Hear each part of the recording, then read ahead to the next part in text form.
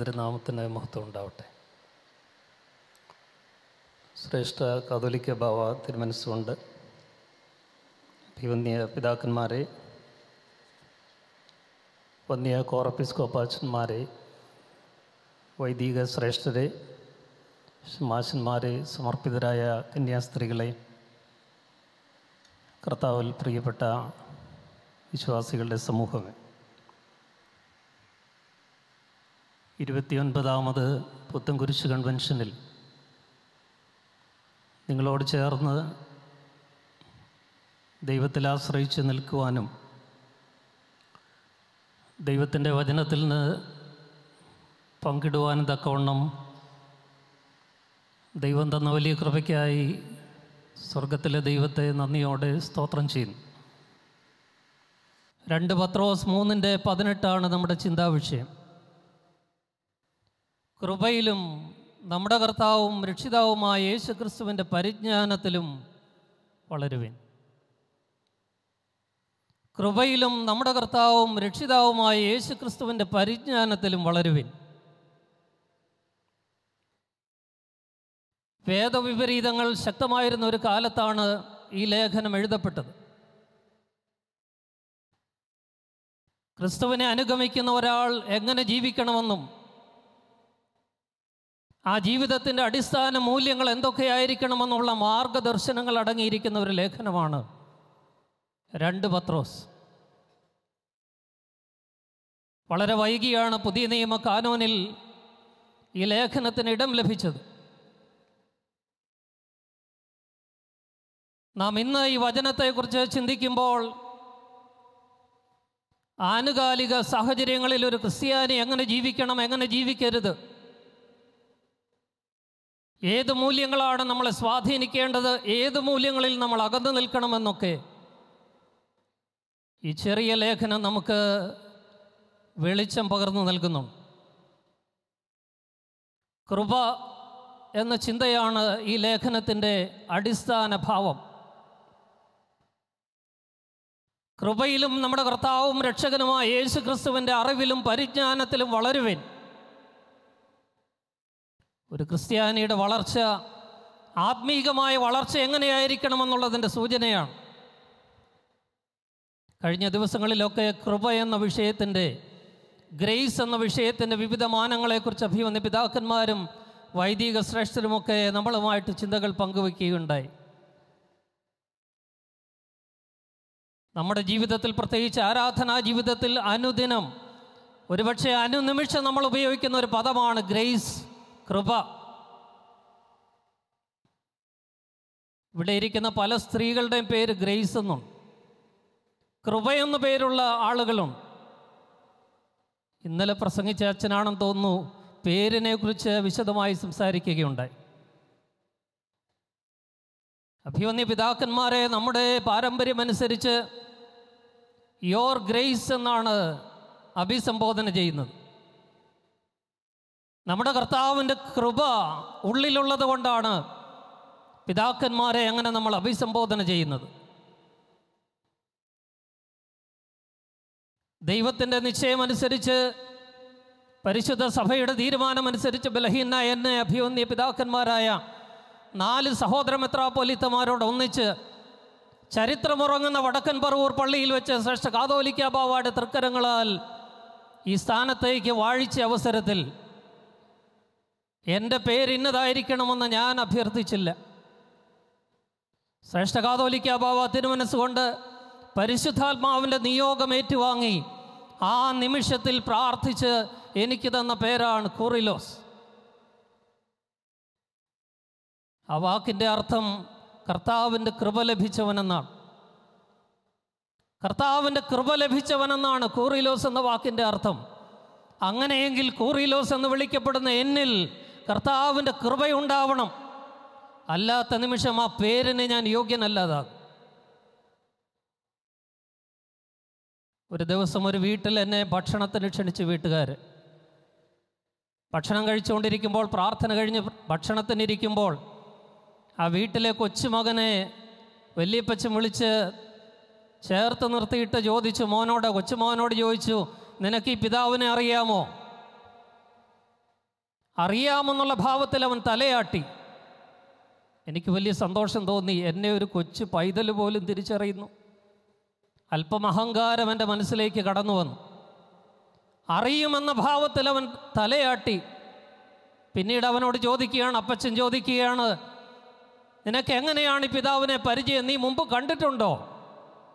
അപ്പോൾ അവൻ്റെ മറുപടി, ഉണ്ട്, ഞാൻ TV-യിലൊക്കെ പിതാവിനെ കണ്ടിട്ടുണ്ട്.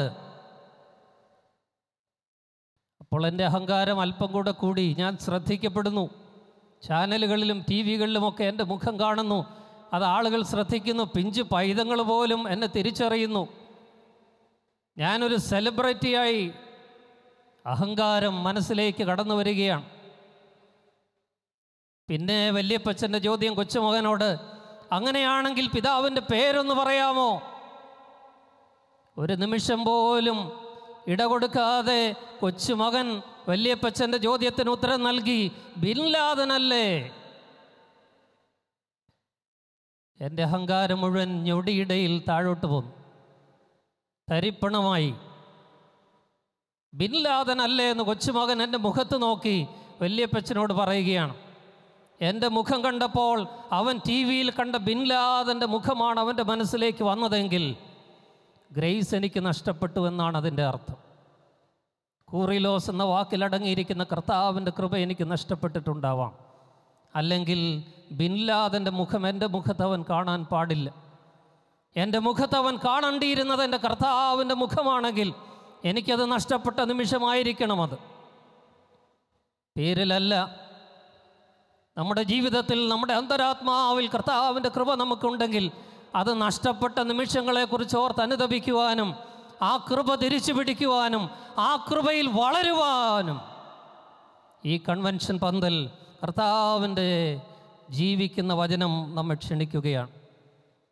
കുറിയലായിസോൻ എന്ന വാക്ക് എത്ര പ്രാവശ്യം ഒരു ദിവസം നമ്മൾ ഉരുവിടുന്നുണ്ട്. ആരാധനകളിലും നിത്യേനയുള്ള യാമപ്രാർത്ഥനകളിലുമൊക്കെ കർത്താവെ കൃപ ചെയ്യണമേ എന്നർത്ഥമുള്ള ആ വാക്ക് നമ്മൾ ഉരുവിടുമ്പോൾ കൃപ നമ്മിലേക്ക് വരുവാനുള്ള പാകത്തിലാണോ നാം പ്രാർത്ഥിക്കുന്നത്? ദൈവകൃപയിൽ ഞാൻ ആശ്രയിച്ചെന്ന് ആ പാട്ട് നമ്മൾ എത്ര തവണ പാടുന്നുണ്ട്. ദൈവമേ നിൻ്റെ കൃപയിൻ പ്രകാരം എന്നോട് കരുണ ചെയ്യണമെന്ന് ദാവീദിൻ്റെ പശ്ചാത്താപത്തിൻ്റെ അനുതാപത്തിൻ്റെ സങ്കീർത്തനം നാം എത്ര പ്രാവശ്യം ഉരുവിടുന്നുണ്ട്. കർത്താവെ കൃപ ചെയ്യണമേ എന്നർത്ഥമുള്ള കുറിയലായിസോൻ നാം എത്ര പ്രാവശ്യം അട്ടഹസിച്ച് പറയുന്നുണ്ട്. പക്ഷെ കൃപ എന്നിലുണ്ടോ? കൃപ നമ്മളിൽ വളരുന്നുണ്ടോ? ഈ ചോദ്യത്തിന് ഇന്ന് രാത്രി നമ്മൾ ഉത്തരം പറയണം.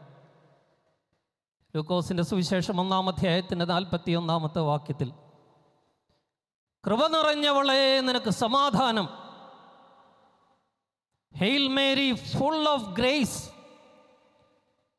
അമ്മയെ മറ്റ് സ്ത്രീകളിൽ നിന്ന് വ്യത്യസ്തയാക്കുന്നത്, ദൈവത്തിൻ്റെ അമ്മയാക്കുന്നത്, അമ്മയിൽ നിറഞ്ഞു നിൽക്കുന്ന ദൈവത്തിൻ്റെ കൃപയാണ്. ഫുൾ ഓഫ് ഗ്രേസ്, കൃപ നിറഞ്ഞവൾ. ഇന്ന് രാത്രി കർത്താവിൻ്റെ കൃപ നിറഞ്ഞവരായി ഈ പന്തലിൽ നിന്ന് മടങ്ങുവാൻ നമുക്ക് ദൈവം കരുണ ചെയ്യട്ടെ.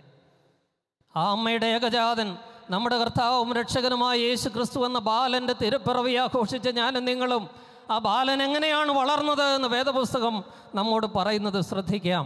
ലൂക്കോസിൻ്റെ സുവിശേഷം 2-ാം അധ്യായത്തിൻ്റെ 52-ാമത്തെ വാക്യത്തിൽ, ജ്ഞാനത്തിലും ദൈവത്തിൻ്റെയും മനുഷ്യരുടെയും കൃപയിലും അവൻ വളർന്നു. യേശു വളർന്നത് അങ്ങനെയാണ്.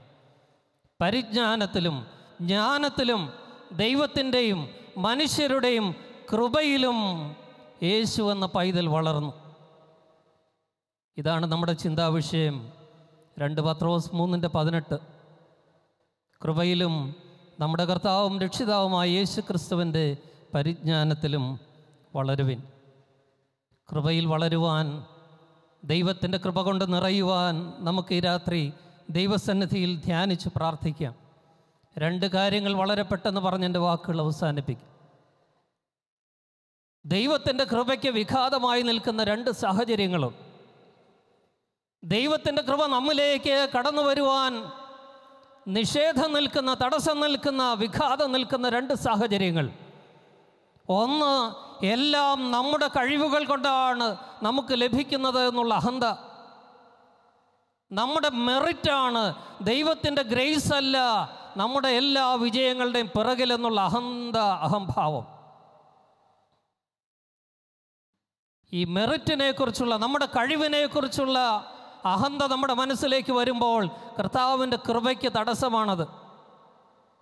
ഞാൻ എൻ്റെ ചെറുപ്പത്തിൽ കോളേജിലൊക്കെ പഠിക്കുന്ന കാലത്ത് ബസ്സിൽ കയറുമ്പോൾ മിക്കവാറും ബസ്സിൻ്റെ ഡ്രൈവർ ഇരിക്കുന്നതിൻ്റെ പുറകിൽ ഇപ്രകാരം എഴുതി വച്ചിട്ടുണ്ടായിരുന്നു: not on my merit but by his grace. Not on our merit but by his grace. എൻ്റെ കഴിവ് കൊണ്ടല്ല, അവൻ്റെ കൃപയാലത്രേ.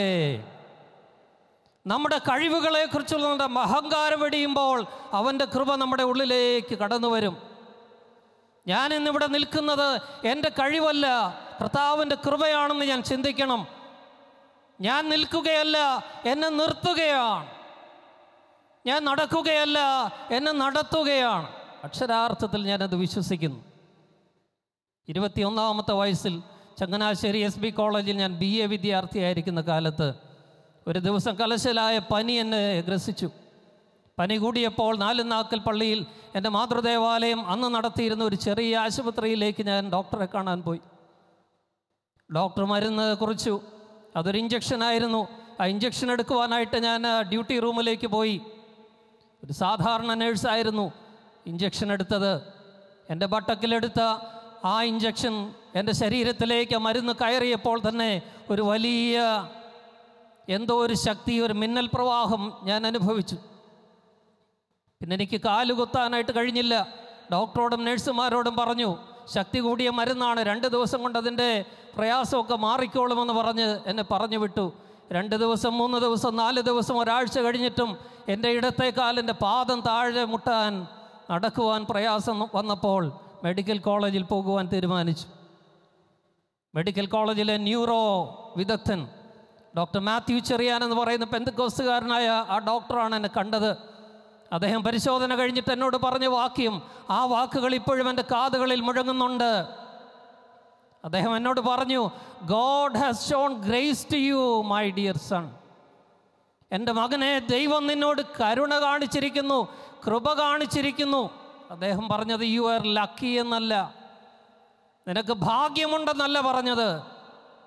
പെൻസിലിൻ എന്ന് പറയുന്ന മരുന്ന് ആ സൂചിയിൽ കൂടി നിൻ്റെ ശരീരത്തിലേക്ക് കയറിയപ്പോൾ സയാറ്റിക് നെർവ് എന്ന് പറയുന്ന നെർവിൻ്റെ തൊട്ടടുത്ത് വരെ അത് ചെന്നു. അതിൻ്റെ ഇമ്പാക്റ്റാണ് നീ അനുഭവിക്കുന്നത്. ഒരല്പം കൂടി മുന്നോട്ട് പോയിരുന്നുവെങ്കിൽ ആ നെർവ് തകർന്ന് നിൻ്റെ കാല് തളർന്നു പോകുമായിരുന്നു. God has shown grace to you. എന്നെ ചികിത്സിച്ച മാത്യു ചെറിയാൻ എന്ന് പറയുന്ന ഡോക്ടർ എന്ന് പറഞ്ഞ വാക്കാണ്. നമുക്ക് സൗഖ്യം ലഭിക്കുമ്പോൾ, നമുക്ക് രക്ഷ ലഭിക്കുമ്പോൾ നമ്മളൊക്കെ ഭാഗ്യം കൊണ്ടാണെന്ന് പറയാറുണ്ട്. ഒരു വിശ്വാസിക്ക് ഉപയോഗിക്കാവുന്ന വാക്കല്ലത്. കർത്താവിൻ്റെ കൃപ കൊണ്ടാണ് എന്ന് പറയുവാൻ നമുക്ക് കഴിയുമ്പോഴാണ് കൃപ കൊണ്ട് നമ്മൾ വളരുന്നത്. നമ്മുടെ മെറിറ്റ് അല്ല, നമ്മുടെ കഴിവല്ല, നമ്മുടേതൊന്നുമല്ല നമ്മളെ നിർത്തുന്നത്, നടത്തുന്നത്. കർത്താവിൻ്റെ കൃപയൊന്ന് തിരിച്ചറിയുവാൻ നമുക്ക് സാധിക്കണം. കഴിഞ്ഞ കാലത്തുണ്ടായ വെള്ളപ്പൊക്കം നമ്മളെ അത് പഠിപ്പിച്ചു. നമ്മുടെ കഴിവുകളിൽ, നമ്മുടെ പണത്തിൽ, നമ്മുടെ പ്രശസ്തിയിൽ, നമ്മുടെ സമ്പത്തിൽ അഭിരമിച്ചവരും അഹങ്കരിച്ചവരുമൊക്കെ ഒന്ന് താഴോട്ടിറങ്ങി. ഒരു മനുഷ്യനിങ്ങനെ പറഞ്ഞു, വെള്ളം പൊങ്ങി, ഞങ്ങളുടെ വീട്ടിൽ ഇതുവരെയും വെള്ളം കയറിയതല്ല, പക്ഷേ 2 നിലയും വെള്ളത്തിൽ മുങ്ങിപ്പോയി. അതെൻ്റെ ഒരു വീട് മാത്രമായിരുന്നില്ല, പട്ടണത്തിൽ എനിക്ക് വേറെ 3 ഫ്ലാറ്റുകളുണ്ട്, അതെല്ലാം വെള്ളത്തിൽ മുങ്ങിപ്പോയി. ഞാനൊരു ക്യാമ്പിൽ ആദ്യമായിട്ട് മറ്റുള്ളവരോട് ചേർന്ന് കഴിയുവാനും അവരോട് ചേർന്ന് അവർ തരുന്ന ഭക്ഷണം കഴിക്കുവാനും ഇടവന്നു. ഒരിക്കലും എനിക്കതിന് ഇടവരുമെന്ന് ഞാൻ കരുതിയതല്ല. എൻ്റെ പാൻസിൻ്റെ പോക്കറ്റിലെ വാലറ്റിൽ ക്രെഡിറ്റ് കാർഡുകൾ ഇഷ്ടം പോലെയുണ്ട്, ATM കാർഡുകൾ ഇഷ്ടം പോലെയുണ്ട്, 3-4 കാറുകൾ എനിക്കുണ്ട്, 4 ഫ്ലാറ്റുകളുണ്ട്, ഒരു വലിയ ആഡംബര വീടുണ്ട്. പക്ഷെ ഇതൊന്നും എന്നെ സഹായിച്ചില്ല. വെള്ളം പൊങ്ങിയപ്പോൾ അതെല്ലാം വിട്ടെറിഞ്ഞ് ഒരു സ്കൂൾ കെട്ടിടത്തിൽ മറ്റുള്ളവരോട് ചേർന്ന്, ഞാനും അവരോട് ചേർന്ന് ഭക്ഷണം കഴിക്കുവാനും ഉള്ളത് പങ്കിടുവാനും ഇടവന്നു. എൻ്റെ കഴിവ്, എൻ്റെ സമ്പത്ത്, എൻ്റെ കെട്ടിടങ്ങൾ, എൻ്റെ കാറുകൾ, എൻ്റെ ക്രെഡിറ്റ് കാർഡുകളൊന്നും എന്നെ സഹായിച്ചില്ല. മെറിറ്റ് അവിടെ നിഷ്പ്രഭമായി. കർത്താവിൻ്റെ ഗ്രേസ് കൊണ്ടാണ് ഞാൻ രക്ഷപ്പെട്ടത്. അത് പറയുവാൻ നമുക്ക് ഈ രാത്രി കഴിയണം. എൻ്റെ കഴിവല്ല, എൻ്റെ പണമല്ല, എൻ്റെ പ്രശസ്തിയല്ല, എൻ്റെ വിദ്യാഭ്യാസ യോഗ്യതയല്ല എന്നെ നിർത്തുന്നത്, എന്നെ നടത്തുന്നത് എൻ്റെ തമ്പുരാൻ്റെ കർത്താവിൻ്റെ കൃപയാണ്. It is by God's grace, not by merit that I live.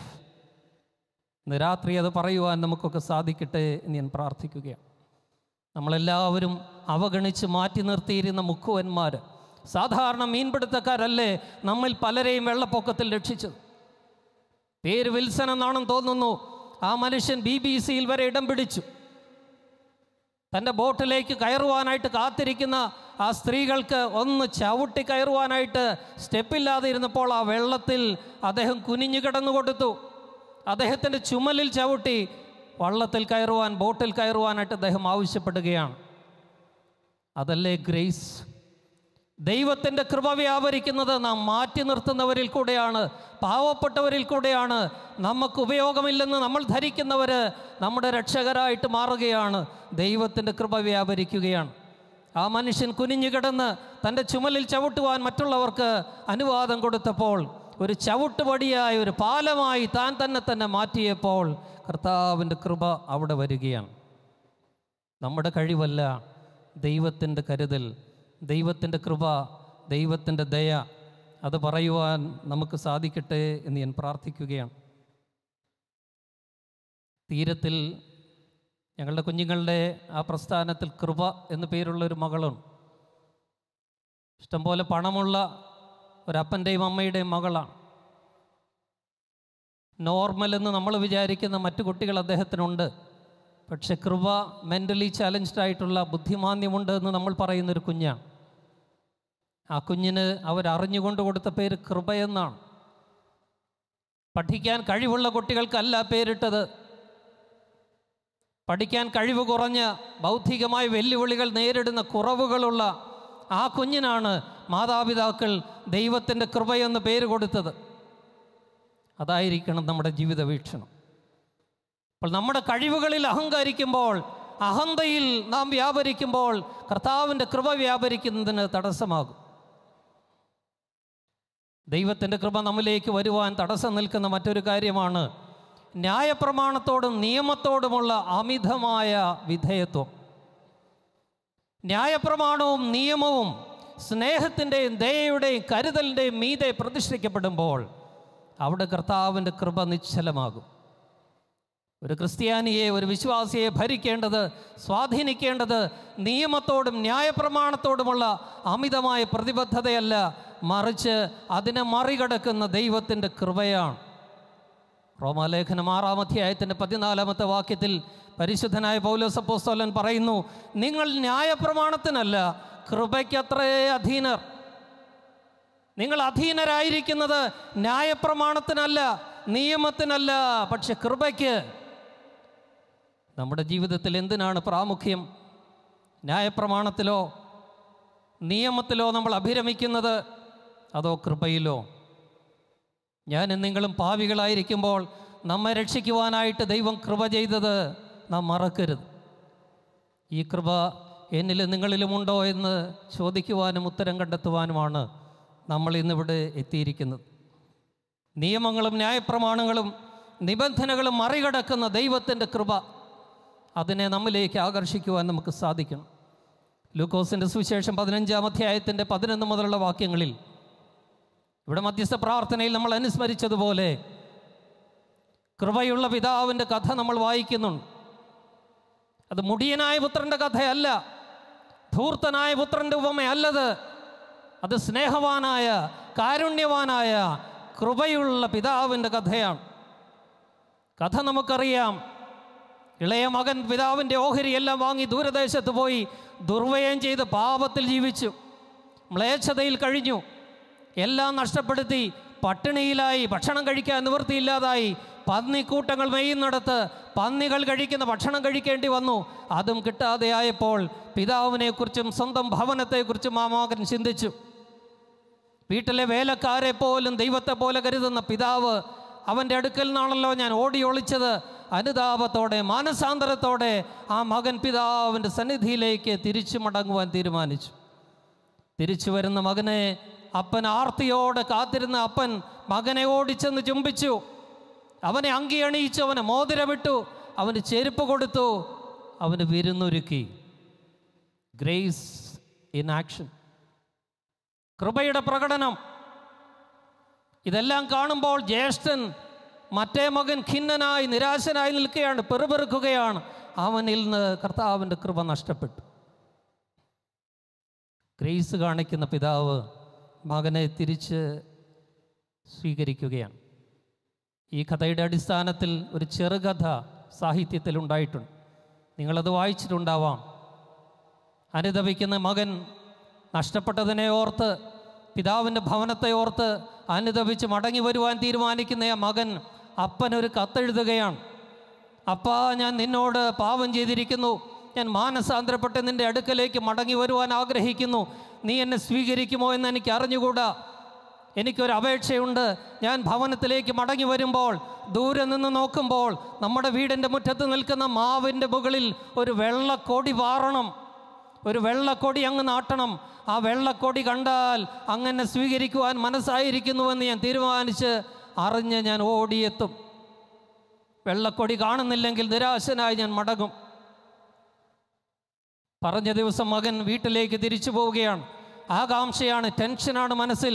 പോകുന്ന വഴി മാവിൻ്റെ മുകളിൽ അപ്പൻ കൊടി ഉയർത്തുമോ, വെള്ളക്കൊടി കാണുമോ എന്നുള്ള ജിജ്ഞാസയിൽ, ആകാംക്ഷയിൽ നടന്നു നീങ്ങുന്ന മകൻ, ഒരു വെള്ളക്കൊടി കാണുവാൻ ആഗ്രഹിച്ച മകൻ സന്തോഷം കൊണ്ട് തുള്ളിച്ചാടുകയാണ്.